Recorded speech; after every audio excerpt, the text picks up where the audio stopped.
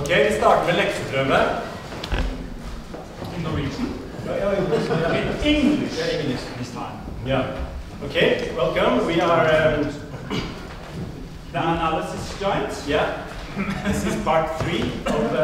I think the name of this is the Revenge of the Return of the Analysis Giants. Yes, 3. Part 3. Yeah. Yes.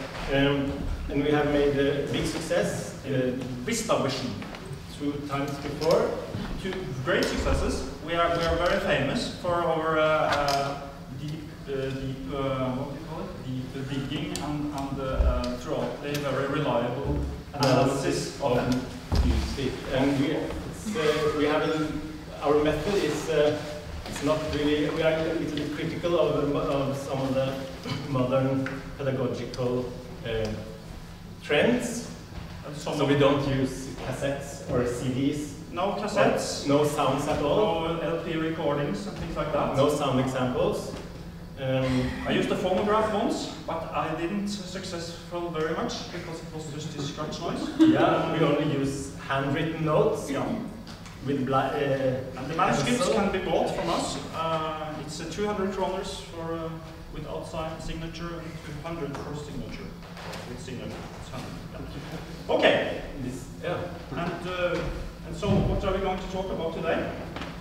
Yes. Yeah, we always make analysis of classical works, often the sort of main work on Ultima. And we don't use hypothetical deductive methods. We are not hermeneutics, not into Gadamer, Schleiermacher, and all these beautiful people. We don't know anything of this. So this will be rather inductive. Yeah, it will be more about sex. It will be about sex. And we're going to do, trying to do a taboo analysis. We're going to do something that musical analysts haven't dared to do for 6,000 years. To see if I can describe sexual acts or sexual feelings, sexual emotions and sexual drives and whatever into music. That's really a hopeless subject actually. Because every good musician and every good professor in musicology and things like that say, it's absolute rubbish. It's fantastic that you try. I really admire you for it. But really, this is just crap. Entschuldigung, aber ich muss das sagen. Ja? So we're going to try it anyway. Right? In all our naivety and stupidity, we're just going to try that. And one thing we're going to dig into deeply is this kind of relation between Tristan und Isolde by Richard Wagner and the Turangalîla-Symphony by Messiaen. But let's start. We should start with your novella. I can start with a little novella because when I was an old youngster, something in between, I was trying to study music, and it didn't go very well for me. But I went to Paris pour étudier au conservatoire supérieur impossible de la musique, with these great professors sitting like this. I had one professor who was like this. Est-ce que vous avez fait quelque chose d'aujourd'hui? Ouais, j'ai fait une pièce pour piano. Est-ce qu'il y a déjà autre chose? Non? D'accord. That's all. That was all. I will not tell his name, but it was rather interesting. So I found it was rather difficult for me to understand what they were trying to teach me at le Conservatoire Impossible de la région de l'Île-de-France, Paris, région, des choses comme ça. So I was trying to get lectures from other composers that were living around. For instance, Tristan Muraille. I was a great fan of his music then, and I came into his house, and I had a very great eager inside of me to study, and I was very wanted to study the spectral school, which was rather relatively. This is in the middle of the 80s, and I'm not old, but I eat a lot of yogurt, so you know. And Tristan Muraille was a rising star at that time, and I was a very fan of him. And at the same time, he was playing a lot of the old Martenot, and he was living much on playing en maintenant, particularly in the Turangalîla-Symphony. So so the first time I went to him, one of the first lectures I had with him, we were talking about Messiaen's way of teaching composition at the Conservatoire Impossible de la Musique de la Région de Lyon. And according to Murail, most of his teaching was musical analysis. He was just sitting by the piano and then he was taking a score, let's say Hilliard Melisson, de choses comme ça, and he was then trying thoroughly to explain all levels of music. And that was most. They didn't look into each other's scores very much, and nothing like that. It was just this kind of analysis, which was very, very, very, very fantastic, according to Murail. And they were digging out these deep underlying structures in musical masterpieces and all that. And then I said it would be really interesting to me if we could get a lecture analysis of the Turangalîla-Symphony. And Murail said, I don't think so. Okay, why not? I said, I mean, I love the way he transforms the Tristan motif from the Adagio-like Jardin du Sommeil d'amour, and the way he transforms it into the fast and furious finale. I don't think so. Why not? I mean, really, isn't it its use of limited transposition modes in this symphony showing us some very interesting transitions from tonal, functional, harmonic-like structural quality to the more atonal, functionless ones? I don't think so. Oops. Why not? I was very eager at that time. And the way the movements are related in parts and symmetrical as well, I don't think so. But what about the transformation of the statue motif, into that $1 million smile motif in Joie de Sang des Étoiles? That must be something to talk about. I don't think so. But idealized bird song? I don't think so. But what about the use of Greek rhythms, Greek metrics? But I don't. But what about not? But what about the use of rhythmical series in Turangalîla 2? Yes. There you are into something. Murail's wife at that time, Françoise, told me later that I had been so talkative that day, so he had to take 2 aspirins for the head and 2 lipta digitives pour l'estomac, which was a record until that point. So, that was my little story about my introduction to analysis of the Turangalîla.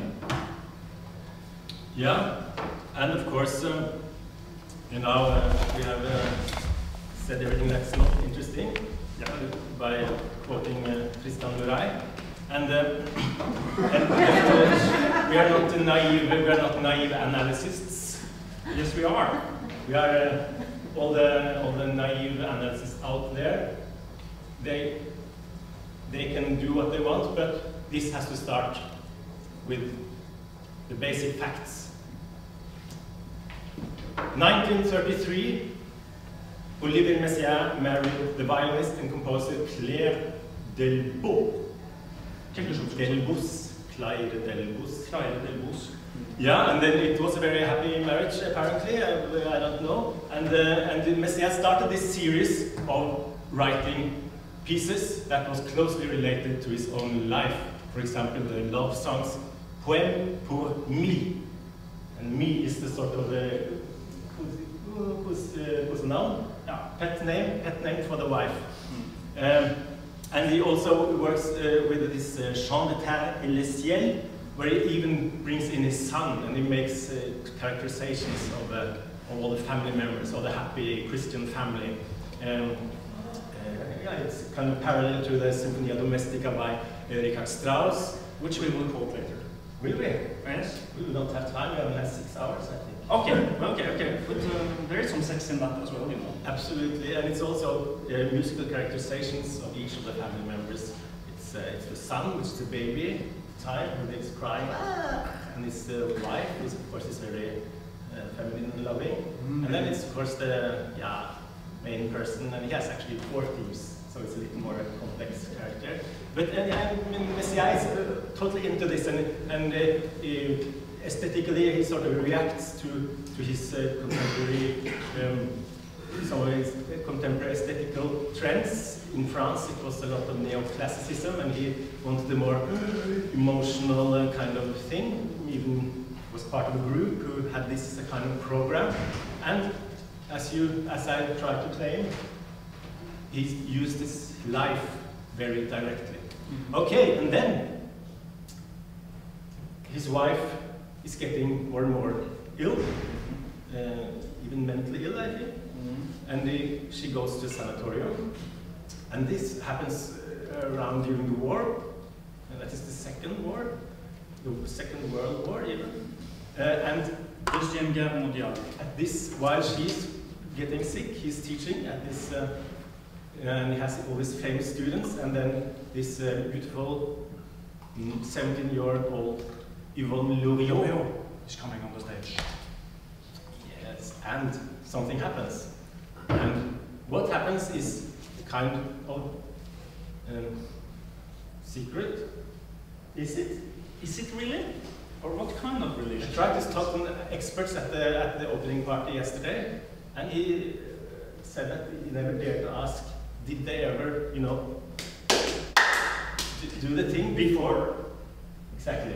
And because they had, obviously kind of love relationship for, let's see, the wife dies in 59, and as a good Catholic, Olivier Messiaen wouldn't have a divorce until she was in the grave. So Messiaen starts this crazy cycle. Yeah, actually, the first piece he writes after meeting Yvonne Loriot is, then he goes to the genre, sort of most flirty genre that there is, namely this is for 2 pianists. But it's sort of like when you play that thing. But actually, it's a little more decent. That's so it's for 2 pianos. But the structures are very tangled, right? Yeah. All the tonalities and all the structures are very tangled. So the tangling is symbolizing something. I think. Huh? That's where it starts, and then it gets worse. From there on, it gets dirty all the way. Then begins his so-called Tristan trilogy. And number 2 in this trilogy is the piece we heard yesterday, Turangalîla-Symphony.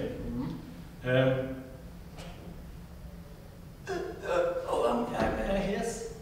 Your horse.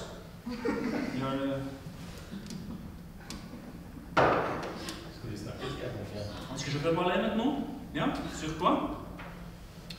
Om altså denne fantastiske Turangalîla-symfoni som da, sorry, I'm talking Norwegian, that was foolish of me, sorry.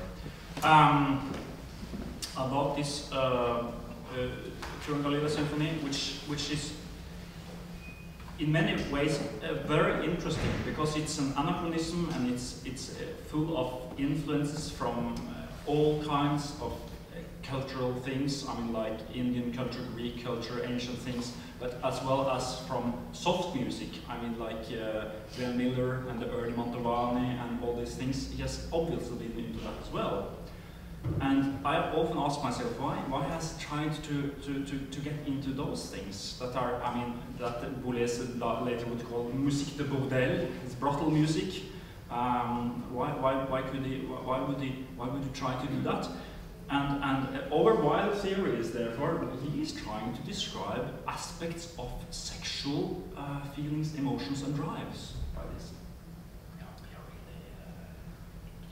This is objectively true, and what? Okay, yes. Yeah. Our research has shown this on many levels. Yeah, and we have to maybe begin with the title, which is Turangalîla. It's very it's not possible to understand what it is. Sanskrit, they say. Sort of Sanskrit. Sort of Sanskrit, kind of homemade Sanskrit. So for all people that know Sanskrit too well, you want to make it a little more mystical than Sanskrit. And it's a combination of two words. Turanga is kind of. Yes, Adorno. It's Adorno. Yeah, the Adornisms are everywhere. Surveillance. Yeah. Yes, we are always haunted by them. It's no problem. It will be soon over. Yes. So which means a godly play, a cosmic play, something like this. Turanga, yeah. And lila means time. Yeah. So he's having a good time, in other words. Time, because it has to do with something with time. Divine time. And this is, of course, yeah, because this play, which can mean all kind of play, yeah, even sexual play, it is related to time. It has sort of to wait to the wife is dead. And this is, as we said, he was very interested in proportions and mathematics, as you know, and the age difference is... The age difference? Oh, yeah. I haven't read about that. Oh my god. She was 19, he was 35. Yeah. Yeah, so the whole thing was to wait before they could go for this sexual total ecstasy. And while waiting, this piece is a grand action of sublimation. Absolutely, absolutely. And therefore he introduces the Tristan motif, which we recognize from Wagner. And there's a very interesting distinction between Tristan and Isolde by Wagner and Messiaen Turangalîla. And that is this thing that some of these experts on musical sexology has claimed that Tristan and Isolde is about guilt. It's about guiltful sexual pleasure, while the Turangalîla is absolutely not. Because Messiaen claims, I haven't read it from him directly, that physical sexual is sexual acts, or the very pleasure or the very is a divine thing. That's very interesting. It's very interesting, and where it's does he very have that from? Strange also that I can actually not really understand why he uses this myth. Of course, Tristan and Isolde, the myth is in a way it's the first sort of description of this courtly love begrip, the notion of love that conquers everything and these things.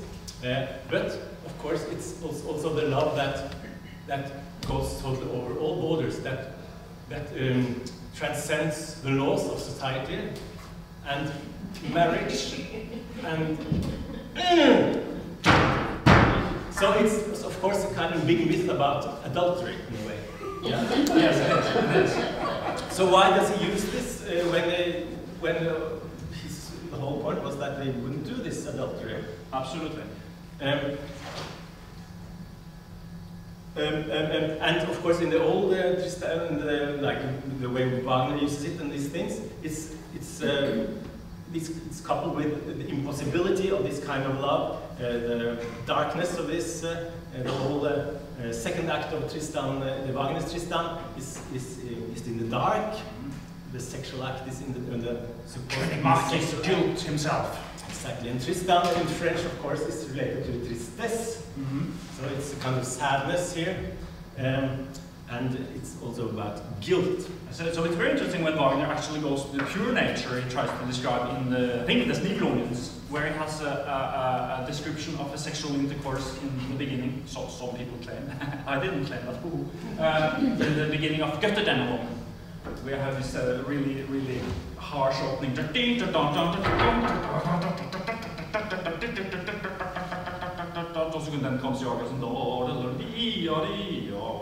know, where they have this timelessness, this big ocean, this floating, a lot of floating of.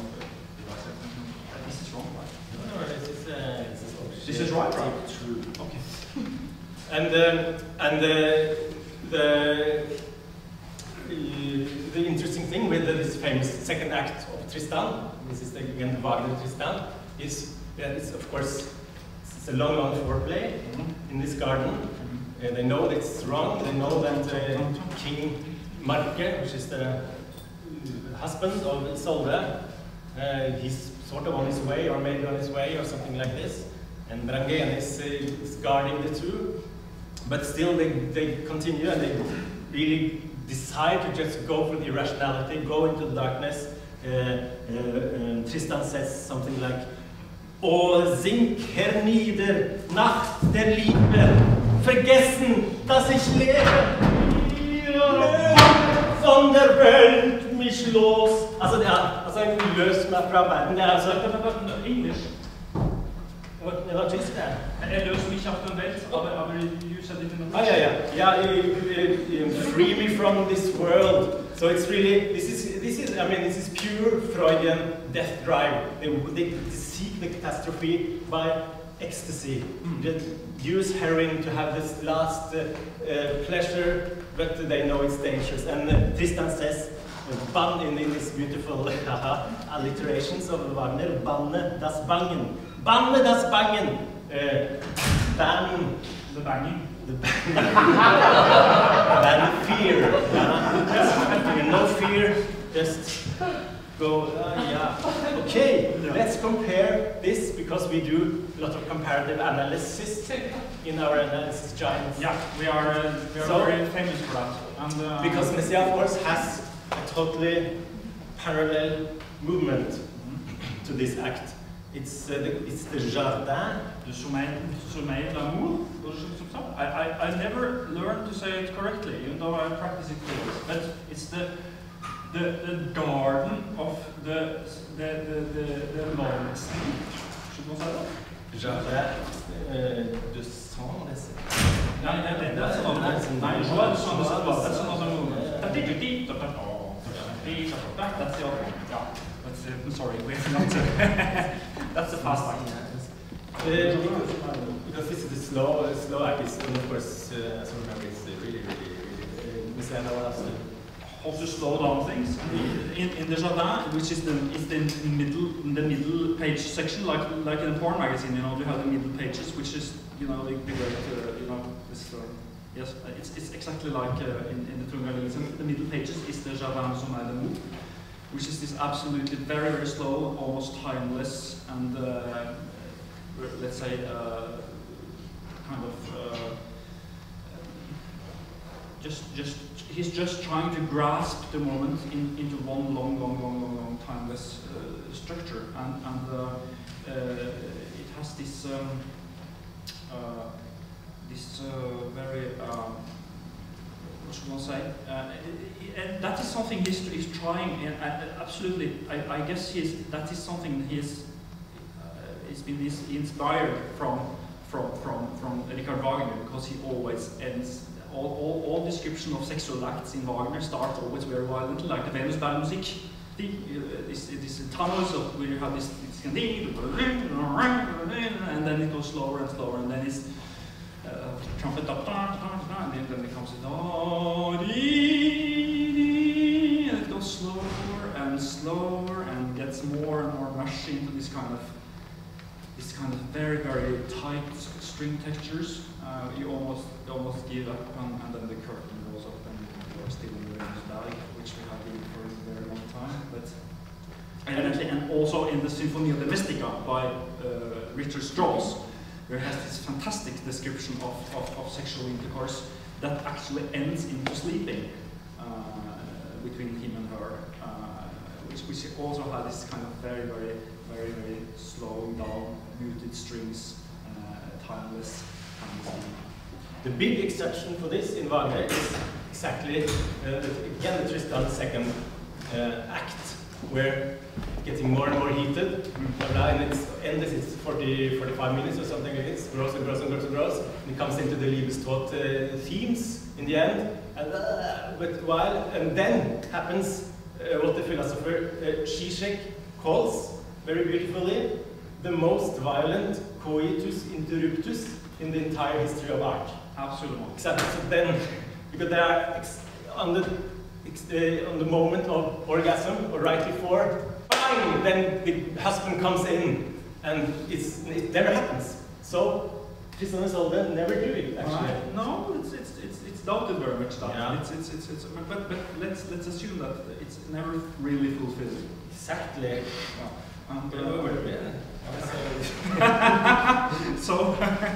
So we were trying to say, go into the musical elements of this Jardin de Sommeil, to try to find out, are there something here that can be related to the way we perceive sexual energies, sexual feelings, all aspects of sex? Is it, or is it not? Are we just on the wild side, or whatever? So we are on the right side. We're on the right side, and this is the proof. This is not another proof, as you said. And actually, this movement is where Wagner is not really a quotation, but this theme comes at the clearest, and maybe the first time. I think it's the first time. And the Wagner theme is, of course, it's the beginning, very, very famous. But Messiaen transforms this, and then it does.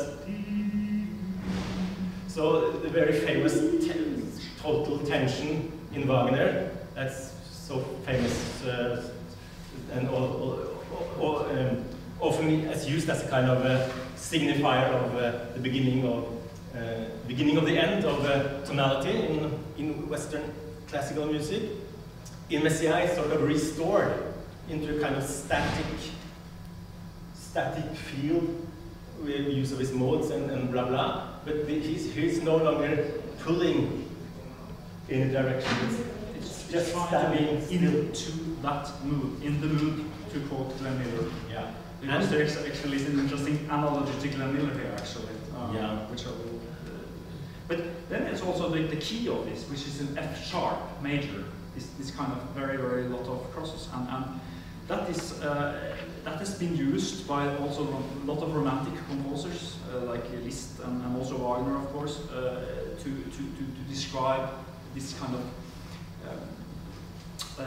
sweetness. In affect layer, it's kind of a sweet and very tasty tonality. Should one say that? No, and for Messiaen it was extremely concrete because he also saw this, I think it was the pink color or something like that.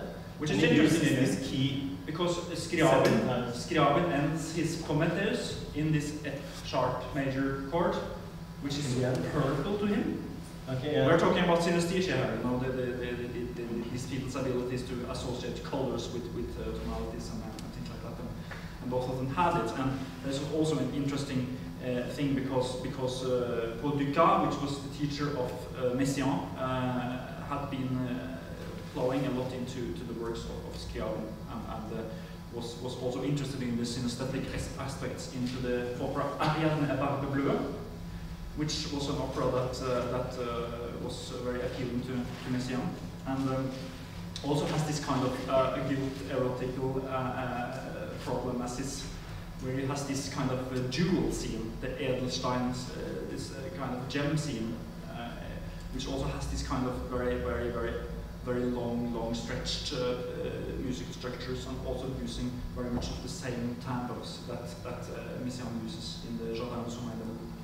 And this opera is also about, because it's special with, maybe is this a digression? No, because special with this opera is of course the myth of Barbe Bleue is that he takes home a new wife to his castle, and then gradually the wife understands all the horrors of his past because she wants to know the truth about him. He wants, and Barbe Bleue says, "Oh, don't open the door. You don't want to know this, and it has to be." But she has to. He has this desire for truth, and it is her downfall in a way. But in this version, the myth is a little bit turned on its head in the end, because all the old wives of Barbara comes back. So it's very conservative. It's really okay. And it's just to live with him. You know you have your things, but okay. But okay, we will. Men, no problem. Men will be men. Well, yeah, they will. You know. So it's a little parallel here to Messiaen. We just put. Won't you pull it on the carpet? Yeah, put it on the carpet. Yes. All the facts. Okay, but now we were very close to because of this jardin movement. The Wagner version of the theme and the Wagner kind of way of describing desire is sort of the classical one, has sort of been the classical one with chromaticism, with an idea of tension and long build-ups and these things. But Messiaen is sort of the opposite. Mm-hmm. Yeah, and of course this is the beginning of. To quote the theory from neuroscience, a sexual act has two aspects when it comes to the autonomic nervous system, which has to do with gut feelings and all like that. And that is this sympathetic action, which is first, which is going up, and then comes the climax. Then comes the, especially for the males, then comes the parasympathetic action, which is this kind of orgasm. And that is the point, because this is the male Eurocentric version of sex. Absolutely. But Messiaen, of course, he was interested in Asian thing, and this is sort of the beginning of gender theory in really interesting. Yeah. Listen now. So this listen is now. more This like if you have read some of the writings of Susan McClary. She's very she's very skeptical to this standard male kind of tension structures. That's which is full of, for example, Beethoven. She calls Beethoven a rapist. You know how much this is worth? I know. Je le sais. So Beethoven the rapist? And she argues for music that is more, you know, lesbian, and I don't know. Lesbian music, yeah. That's more, but maybe, I think, or maybe even, this is not so clear, but maybe it's even more kind of Kama Sutra sex in Messiaen, because it's never really goes to the, you know what I mean? Yes, and the influence from Indian music theory, the talas of the raga, which has these kind of pentatonic structures that is used exactly the way Messiaen uses it in the Turangalîla-Symphony. So they have something as well there, that pentatonic structures are sometimes, but tend to be, has something to do with eroticism in also the talas of the Indian ragas. Really, yeah. Yeah, and sort of all the main, on all albums, the title track is sort of the essence, isn't sort of essence of the album, and also the Turangalîla-Symphony, it's 3 movements that are called Turangalîla. And these are, of course, shouldn't be maybe perceived as this is what it's really about. And all these 3 he calls kind of rhythmical etudes. It's really starting this work, and it's the most abstract movements maybe. It's not at all dealing so much with kind of storytelling in a way that can be assumed in some of the other movements. But this is only sort of showing that time goes in a way. It's really a kind of stasis, at least dramaturgically. Reminds me when I was talking to a real Adorno man once. I had a breakfast together with an Adorno man. I didn't know he was an Adorno man, but anyway, I was talking about Gérard Griset and his modulation, and I love this section. That piece is actually dedicated to Messiaen, by the way. So this is a digression, but I'm trying to make it not. But then it comes to this kind of very beautiful brushes-like part, which is the first metamorphosis into the overtone spectrum of the E. And it's very beautiful and it's calming, and I said, oh, I feel this kind of mystical. No! Music should just be analyzed and played. This has nothing to do with mysticism. Okay. But there are some parts in the Turangalîla which I find are exactly thought that way, which has this kind of very pure almost serial-like. For instance, this rhythmical melody that is used in the Turangalîla-Symphony. I think that even Boulez would like that one actually. But, so yeah, because he has actually written a quite very long program note for this piece, and it goes really in all directions. It's kind of it's really like we are.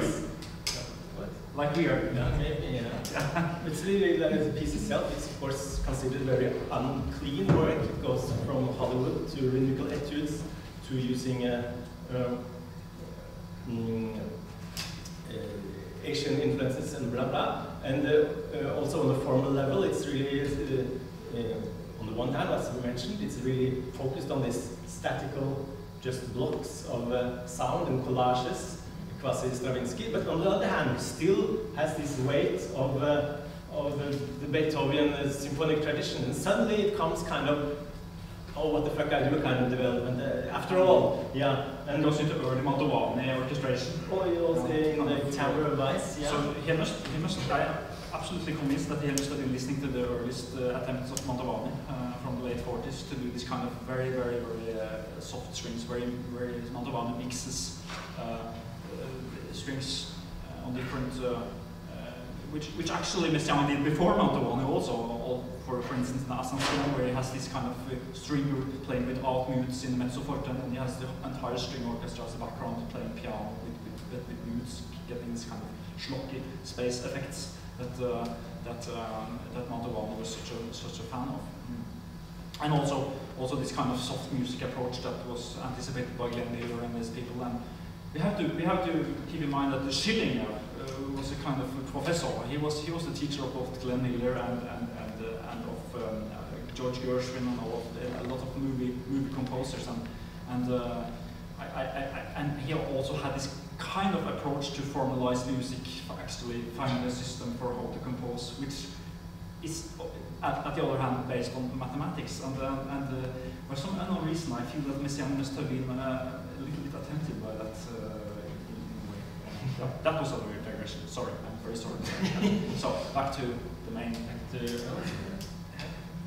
Okay, yeah, because we have to, when you talk about sort of the grand formal thing that's happening in this symphony, it's of course essential, and he even says this himself, that it's a kind of iconography. He has certain motives that has a certain meaning, even. It's almost kind of leitmotifs. And he starts by saying in his program note that, of course, it's stupid the way they do with Wagner and put names on them and so on. It's total simplification, of course. And then, of course, he does the same with his own leitmotifs. But could we, for instance, say that the statue motif, this kind of could be some kind of god, or could it be the Commendatore from Mozart's Don Giovanni, or could it be König could it be this kind of the controller? We don't know. Yeah, he calls it a statue motif, and he says, it's inspired by some kind of Mexican statues he's seen. And of course, it gives kind of associations of something, if not eternal, something traditional, something maybe the law even, and it appears at certain places where you really feel, okay, this is how we should really behave. Yeah, and often these piano cadences come out of this, and then some kind of. The first confrontation is the joie de sang de cette all so it's so happy and banging and all over that it's constant. Exactly, and then so there's König Marke coming really because when you make a statue theme and play it in the trombones, you can't it's impossible to not think of Don Giovanni Commendatore, who is sort of the musical emblem of that the sins of your past is coming to haunt you, and all you fucked around in your life, you have your fun, but you will be dragged down to hell, and in the end everything goes. And then I have the flower, which are these two beautiful clarinets going like this together. togetherness of two souls? Question mark. It also comes often after some kind of excess, which is full of rhythmical excesses that it's easy to interpret as some kind of erotic gamelan, erotic gamelan. Yeah. And often after this comes this flower motif, and it's sort of kind of also like a, okay, no, we are pious. Yeah, we are, but we are. It's kind of unification. I think. Yeah, these two souls. Yeah. It's very true that it comes after this kind of burst of thunderstorm, and then you have this unusual kind of flower motif. Yes, that's. We have only 5 hours left, I think. 5 hours left. That's great. That's great. Yeah. So, so then you have this. Let me see here. Do we have some kind of? Do you have a novella? What's the time? What's the time, really? Is it time for a pause or a kind of? Pause. It's finished.